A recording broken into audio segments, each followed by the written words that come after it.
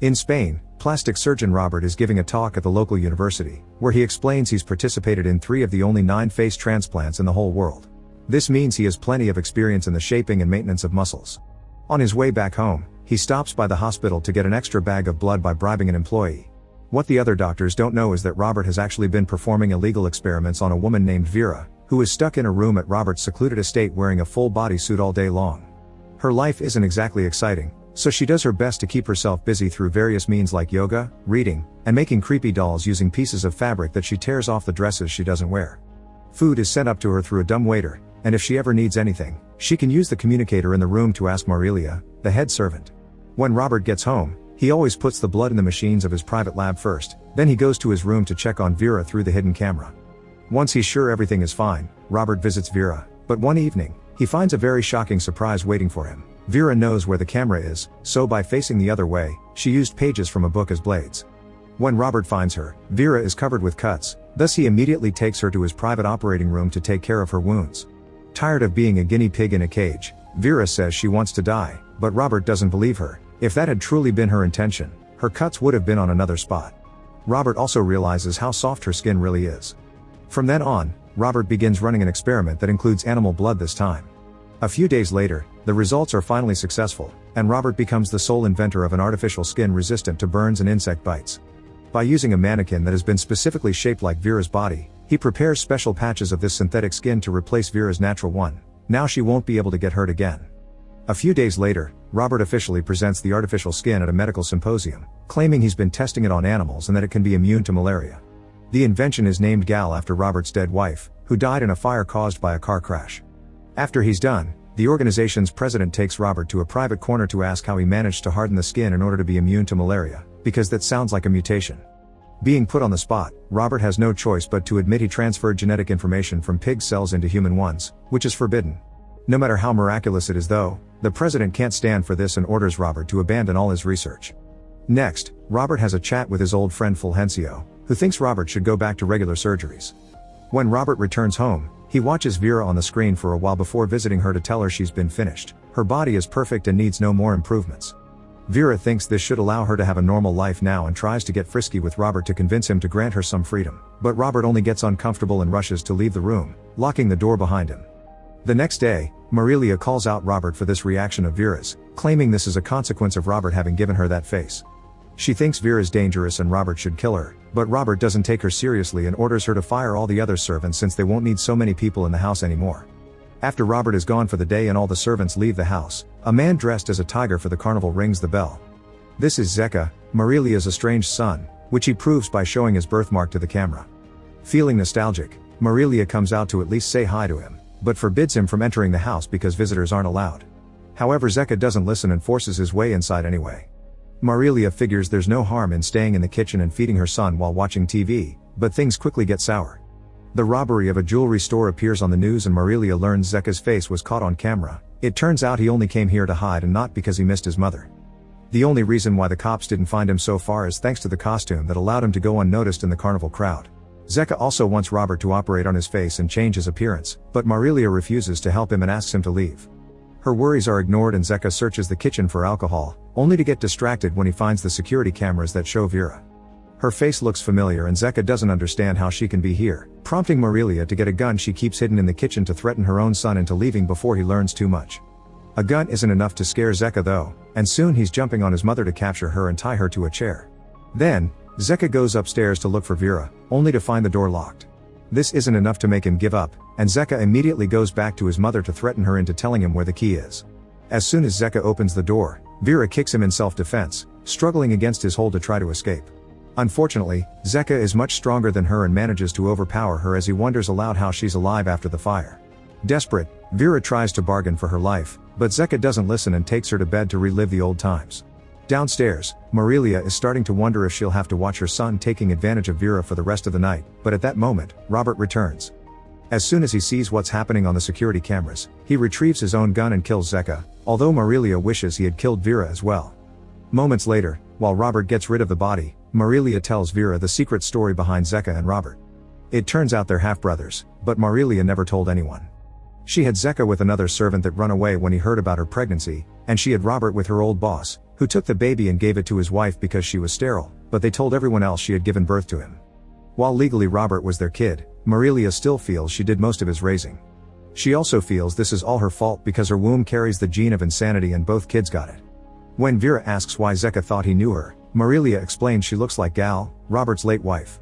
Zeka had grown up on the streets away from his mother, but some years ago, he showed up at the house asking for help. Marilia tried to hide him, but Gal found him and fell in love with him, which ended with Zeka and Gal running away together.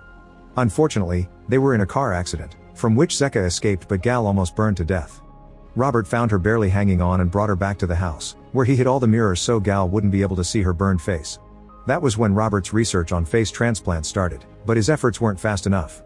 One afternoon, Vera heard her daughter singing outside and slipped out of bed to approach the window, where she finally got to see her reflection again. The shock of seeing a face that barely looked human was too much for her to bear and caused her to jump with a scream that echoed around the whole house. Her body fell in the garden in front of her daughter, who was traumatized by the experience and years later followed her mother's example. At that moment, Robert comes back from burying Zeka's body and decides to finally accept Vera's offer, allowing her to sleep in his bed that night. The two of them finally kiss, but Vera doesn't want to go further yet because Zeka left her in pain, thus the new couple cuddles until they fall asleep. That night, Robert dreams of the dreadful events that happened 6 years ago. He attended a wedding party with his daughter Norma, who was now a teenager under the effects of the medicine that allowed her to be social again after her breakdown related to her mother's death.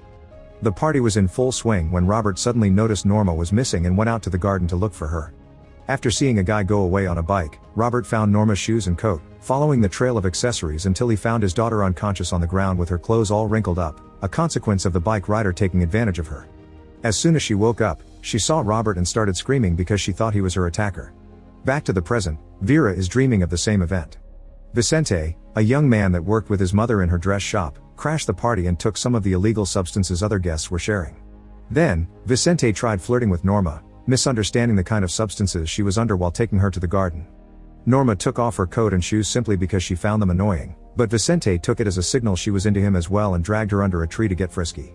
At first, Norma didn't mind, but when the wedding band started to play the song she was singing when her mother died, her PTSD was triggered and Norma began screaming.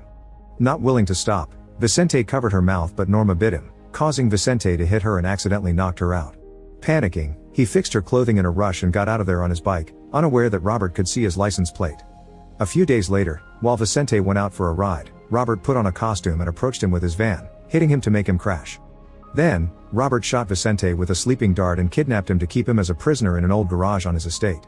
It didn't take Vicente long to start getting crazy down there, but Robert never spoke to him and only came by to shower him with a hose or bring water and rice.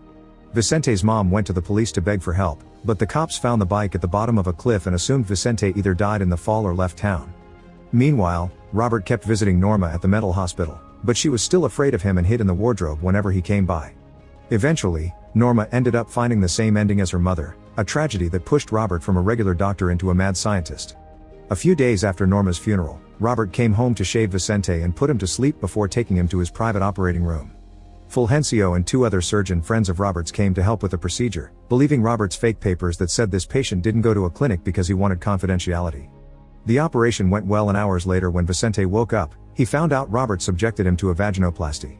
From then on, Vicente began living in the locked room inside the house, and he had to keep good care of his new groin by using toys that would keep the hole from closing until it scarred. Once that area healed, an obsessed Robert began putting Vicente through more and more procedures to transform his body into a woman's, including giving him a full chest and a higher pitched voice.